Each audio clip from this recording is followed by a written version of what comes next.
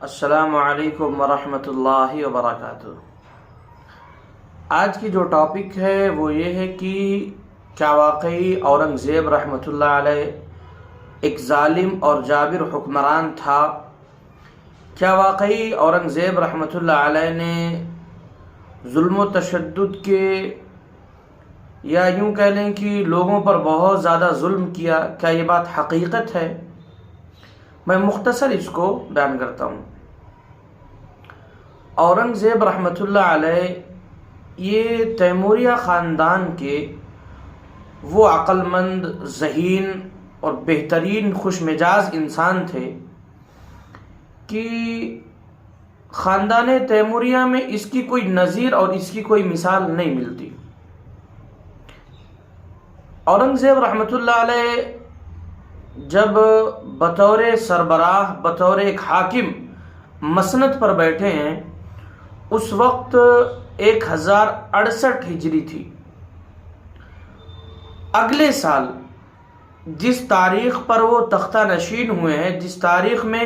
وہ حکومت کی مسند پر ایک حاکم کے حیثیت سے جب بیٹھے ہیں، اگلے سال اسی تاریخ پر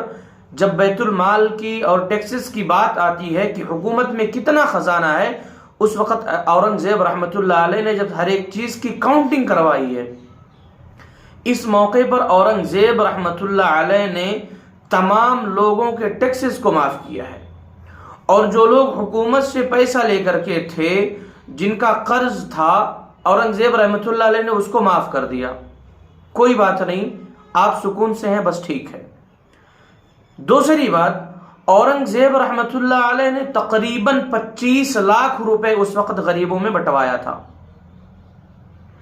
اگر ان کو دینی لیول سے دیکھا جائے تو دینی لیول سے دینی مقامات پر انہوں نے جو خرچ کیے ہیں، مکۃ المکرمہ اور مدینۃ المنورہ میں بھی انہوں نے پیسے بھجوائے ہیں۔ اور اورنگزیب رحمۃ اللہ علیہ ایک ایسا واحد بادشاہ ہے جو جگہ جگہ پر لنگر لگوایا تھا۔ میں دیکھو کسی کا انکار نہیں کر رہا ہوں کہ کوئی بادشاہ ایسا نہیں گزرا ہے جو لنگر نہ لگوایا، میں انکار نہیں کر رہا ہوں، ہر بادشاہ اپنے وقت میں لنگر لگوایا ہے، لیکن اورنگزیب رحمۃ اللہ علیہ نے جو کام کر کے دکھایا ہے نا، اس کی نظیر بہت کم گنے چنے لوگ ملتے ہیں۔ اورنگزیب رحمۃ اللہ علیہ نے خطے خطے پر جگہ جگہ پر لنگر لگوائے تھے تاکہ غریبوں کو دشواری نہ ہو، وہ بھوکے نہ مریں۔ اورنگزیب رحمۃ اللہ علیہ کو اگر آپ یہ سوچ رہے ہیں کہ میں ایک مسلمان ہوں یا پھر میں ایک مولوی ہوں، اس واسطے اورنگزیب رحمۃ اللہ علیہ کی تعریف کر رہا ہوں، تو میں آپ کو ایک بات کہتا ہوں بھائی، میری بات کو آپ برا نہ مانیں۔ ایک بات میں آپ کو کہتا ہوں، آپ اپنا فون اٹھائیں، سیل فون اگر آپ کے پاس بڑا فون ہے، اسمارٹ فون اگر آپ کے پاس ہے، آپ اٹھائیں، آپ پلے اسٹور پہ جائیں اور فتاوی عالمگیری شاہی آپ پلے اسٹور پر مار کر کے دیکھ لیں، فتاوی عالمگیری کو آپ پڑھ لیں، اورنگزیب رحمۃ اللہ علیہ کو آپ سمجھ جائیں گے کہ اورنگزیب رحمۃ اللہ علیہ کیا تھا، کیا نہیں تھا۔ اور جو دوسری بات آپ کہتے ہیں نا کہ انہوں نے مندروں کو توڑا ہے، یہ کیا ہے، وہ کیا ہے، ہمارے ہندو بھائی کہتے ہیں کہ ہمارے ہندوؤں کو، ہمارے پروچوں کو انہوں نے مارا ہے، آپ جا کر کے وہاں پہ پڑھیں اورنگزیب رحمۃ اللہ علیہ کو۔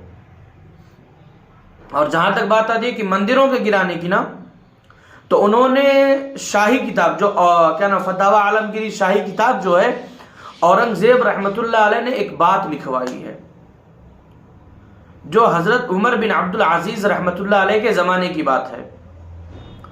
حضرت عمر بن عبد العزیز رحمۃ اللہ علیہ کے وقت میں اس وقت کا جو گورنر تھا، انہوں نے ایک جگہ پر چڑھائی کی اور وہاں پر جا کر کے ایک مندر کو توڑ دیا۔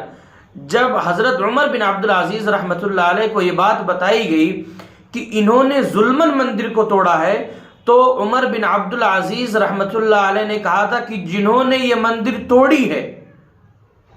ان کو میں حکومت کی طرف سے قرض کے طور پر ان کے پیسے کو اٹھا کر کے اس کے ذریعہ میں مندر بناؤں گا، اور بعد میں جن لوگوں نے مندر کو توڑا ہے وہ یہ پیسہ ادا کریں گے، حکومت اس کی کوئی ذمہ دار نہیں ہے، ان کو پیسہ دینا پڑے گا، اور میں حکومت کی طرف سے مندر کو بناؤں گا، جتنا بھی خرچہ ہوگا وہ لوگ دیں گے جنہوں نے مندر کو توڑا ہے۔ تو یہ بات اورنگزیب رحمۃ اللہ علیہ اپنی کتاب فتاوی عالمگیر شاہی میں لکھتے ہیں۔ اگر اورنگزیب رحمۃ اللہ علیہ مندر کو توڑنے والا ہوتا تو یاد رکھو یہ واقعہ کبھی اس نے ذکر نہیں کرنا تھا، کبھی وہ یہ واقعہ بولتا ہی نہیں تھا وہ،